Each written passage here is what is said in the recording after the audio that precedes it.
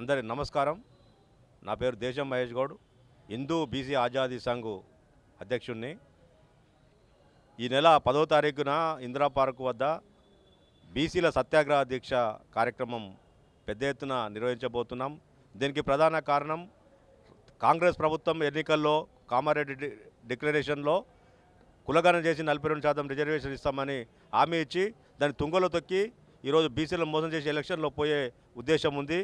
దానికి నిరసనగా అదేవిధంగా ఈ అమలు చేయాలి, కులగణన చేసి 40 చేయాలి, దానికి మద్దతుగా పెద్ద ఎత్తున ఈ కార్యక్రమం ఉంటుంది.